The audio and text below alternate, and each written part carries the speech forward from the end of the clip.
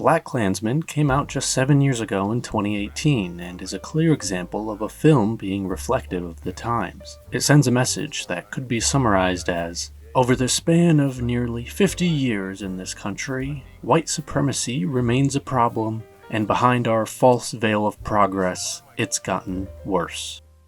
In this video, I'm going to show how the film tells this message using different storytelling tools and filmmaking techniques. And I'm going to do that with the motif of parallels. In this film, we see different types of concepts being paralleled to ideologies, groups, media, and reality. If you are a fan of movies and video essays, please like and subscribe to my channel.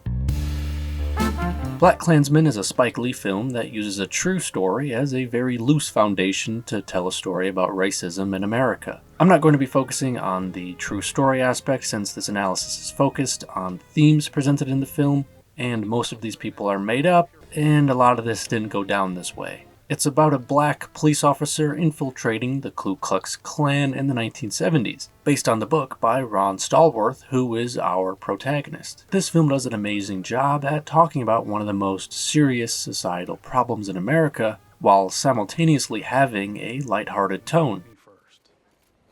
They want to meet you. Mm-hmm. Yeah, well, you probably shouldn't go to that meeting. Good call, Sarge. Black Ron Stallworth over the phone, white Ron Stallworth face to face, so there becomes a combined Ron Stallworth. Can you do that? I believe we can with the right white man. We can do anything. Jimmy, I always wanted to be black. All my heroes were black guys. Willie Mays, Basket catch. Wilt the Stilt. Record 100 points in one game. But you know my absolute favorite? OJ. Heisman pose. The juice. I love OJ. We see scenes being mirrored throughout, where two different ideas are being compared and contrasted to one another. Let's go to the kicking off point of our story. Ron Stallworth is undercover attending a Black Power speech given by a former member of the Black Panthers. At the time, the Black Panthers were seen as a tremendous threat.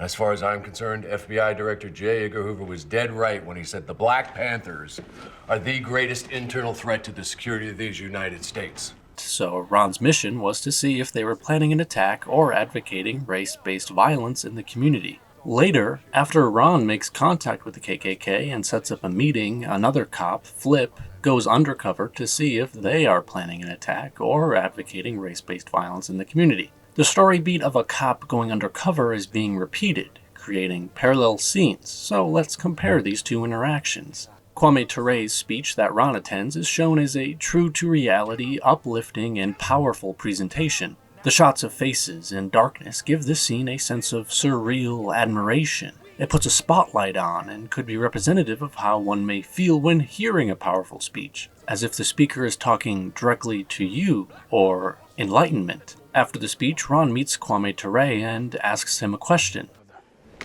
I gotta ask you something. Do you really think war between the black race and the white race is inevitable? Let me tell you, arm yourself, brother.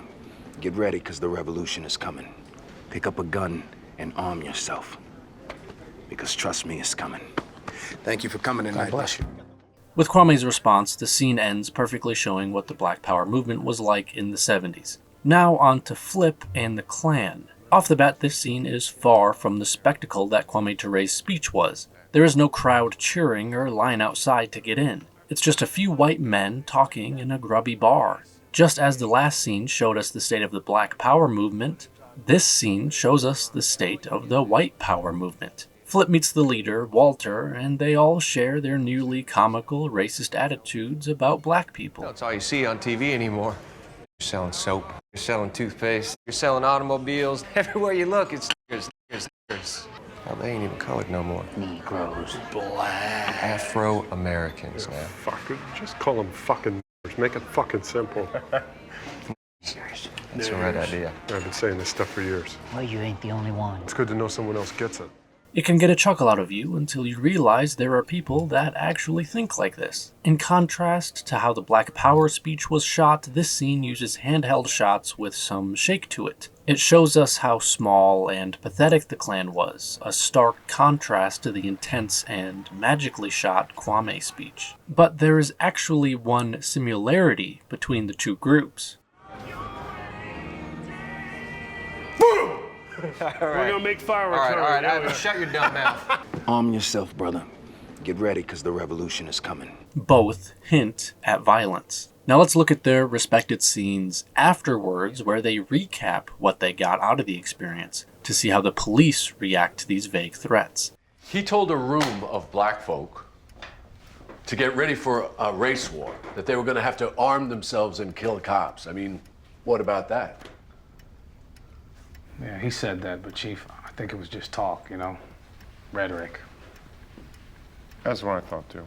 One of the men discussed plans for a possible attack. I wouldn't give them that much credit. These guys like to boast. What kind of attack? Ivanhoe said boom, mentioned something about fireworks, but personally I didn't buy it. I doubt they're even capable. Kwame's is thrown out as nothing serious, and for Flip, so is the Klan's. The difference in opinion is another thing separating these mirrored moments from one another. In one, everyone agreed. In another, Ron stood opposed to Flip. Flip's reasoning being due to his unbiased opinion of the Klan since he is white. Let's step out of the parallels of these two groups and onto the parallels this film makes to the real world. I feel a lot of these characters in this movie are representative of certain ideologies people tend to fall into in regards to race. Patrice, president of the Black Student Union and the love interest of the film, represents the young, strong-minded people that devote their life to fighting for what they believe. More specifically, she is the oppressed fighting back. Connie, the wife of Klan member Felix, represents the women that are racist simply to appease the men in their lives. Felix represents white people that appear too stupid to competently commit violence against the group they hate,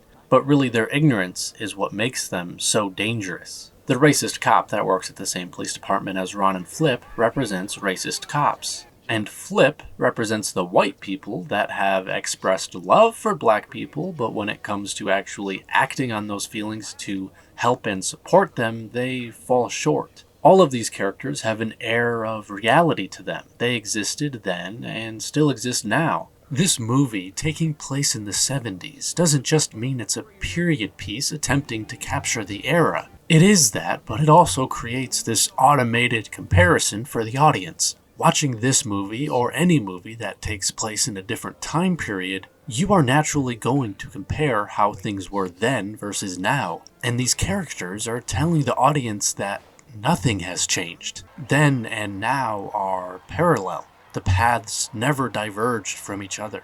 They are the same line with people that have the exact same mindset. The same mindsets going the same direction, with only one difference being the space between them, in this case about 50 years worth. The topic of media and how it can shape our views of the world is brought up in this film. Back to the two scenes from earlier, both have references to media of the time telling us its relation to how race was viewed in the US. Kwame Ture brings up Tarzan. I used to go to the Saturday matinees and watch Tarzan all the time. And white Tarzan used to beat up the black natives. Now, I'm not positive since there were multiple Tarzan films made before 1970, but I think he's referring to Tarzan of the Apes from 1918. I did not watch the whole movie, but just from seeing some clips, it seems to align with how Kwame Ture describes it. The whole movie appears to be a white supremacist propaganda akin to The Birth of a Nation, which is shown later in the film, with black people being portrayed as animalistic villains that are violent against white people. Tarzan's racist themes are undertones, meaning they can easily go over people's heads. The hate it's sending is subliminal. It may be obvious now, but probably wasn't so much back then. And it's effective to the point where the group it's oppressing doesn't realize it right away. And I would sit there yelling, kill the beast, kill the savages. But what I was saying was kill me. So compared to The Birth of a Nation, one is obviously harmful and oppressive, while the other is a little more secretive about it. This brings up the point of how important representation in media is and just how bad it was at the time, and in the other scene we'll see that maybe it still is. Here they don't bring up a movie, instead they mention the now given up mascots Uncle Ben and Aunt Jemima. Yeah, it wasn't long ago them some bitches wasn't on no TV. Forgetting about Uncle Ben and Aunt Jemima. Dang, I kinda like them. In an NBC article from 2020, when it was announced that the mascots would be retiring, author Michael Twitty described how they are poor representations. Quote, Aunt Jemima, Uncle Ben, and Rastus, the cream of wheat man, were actually meant to be stand-ins for what white people viewed as a generation of formerly enslaved black cooks now lost to them. As mascots, they were designed to be perceived by those white people as nothing more, and to have wanted to be nothing more than loyal servants in a frightening time of growing black equality and empowerment. This film came out 2 years before they would be rightfully replaced by less offensive logos, so while the problematic example given in the film was solved, its message still rings true. That message being, we still have racist stereotypes lingering in our media just as we did then. Politics. This film is ripe with commentary of the times that 7 years later is still relevant. In 2018, when the film was released, Donald Trump was president, and when this video comes out, he will be president again. Donald Trump was endorsed by the Klan during his 2016 election, and David Duke, former Grand Wizard of the Klan, couldn't stop telling people how much he loved Trump. David Duke in BlackkKlansman, played by Topher Grace, is portrayed as a reflection of Trump and his supporters. This is especially clear in his voiceovers that we hear in some scenes.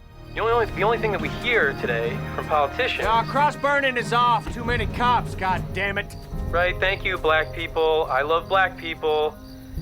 Has to talk and genuflect to the real rulers of our society and say, I want to thank the Jewish people. And no senator or congressman would dare get up and say, I love white people. I love white heritage. He was a true American. Taught me what was right. This is why we need more people like you and me in public office. Get this country back on track. Amen. For America to achieve its greatness again. Absolutely. In a different scene, Ron is warned about the Klan attempting to reach political power. The idea is under all these issues, everyday Americans can accept it, support it, until eventually, one day, you get somebody in the White House that embodies it. Sarge. Come on. America would never elect somebody like David Duke, President of the United States of America. Coming from a black man, that's pretty naive. It's very obvious that Spike Lee is trying to tell us that racism has entered the political sphere in leadership form, and we should be deeply concerned. This isn't the only obvious parallel to current society in the film. In 2018, not unlike most other years in this country, police brutality was a major point of discussion. This film has a line in which police are criticized. He's been a bad cop for a long time. Yeah? Yeah. A few years ago, he shot and killed a black kid. Jesus. He said he had a gun, but he wasn't that type. Why do you guys tolerate this? You want to be the guy that rats him out? You want to go to Lander's office now? 'Cause we're a family. And right or wrong, we stick together. That reminds me of another group. So the president and the police are paralleled in some way to the Klan. I think it's saying that these two positions share a lot of values with the Klan. There's an overlap of ideologies, and I don't think I need to explain why that is a bad thing. There's a scene near the end of the film that shows us just how horrible and ruthless the Klan is. The Black Student Union has a speaker played by the late singer and civil rights activist Harry Belafonte, who describes a real brutal attack that happened in 1916, where a 17-year-old Jesse Washington was beaten, stabbed, and castrated before being lynched and burned. This was after being tried and convicted of rape and murder by an all-white jury. While this story is being told, the film crosscuts to the Klan's initiation ceremony, followed by a viewing of The Birth of a Nation, which has story elements that mirror almost to a T the Jesse Washington story. The cross-cutting emphasizes the way these two groups look at the past, one with heartbreaking tales and the other with admiration. One is over-glorified, one is reality, but both see it as the same history. The Birth of a Nation is a controversial film. It's pure white supremacist propaganda. The film is known for two things, being unabashedly racist and innovating the language of cinema. Unfortunately, this is the film that used a lot of new cinematic techniques to propel its horrible message even better. Now, cross-cutting is not a technique that was invented for BlackkKlansman, but I do believe its use here is meant to garner an emotional response similar to how Birth of a Nation reignited hate towards black people. BlackkKlansman is trying to counteract that. Media can be very powerful. Let's go back to the beginning of the film. Here we see Alec Baldwin starring in some white power propaganda piece. From the start, this film emphasizes the media's power over our minds. On this walking date Ron and Patrice have on a bridge, they have a conversation about blaxploitation films. Ron thinks they are nothing serious, while Patrice thinks they are perpetuating negative stereotypes. Ron has this to say. That image does damage to our people. Jeez, it's a movie. Give it a rest. I can't let it rest.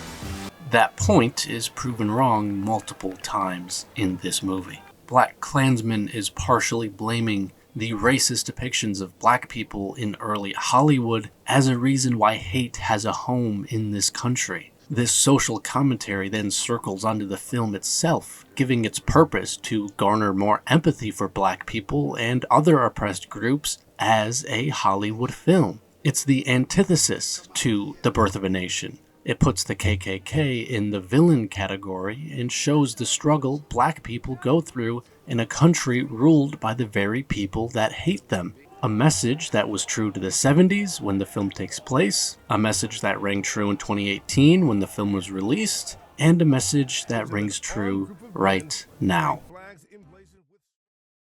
If you like this video, please like and subscribe. Check out my production channel where I make my very own short films. Hopefully I'll see you all again soon with a new video. Have a good day.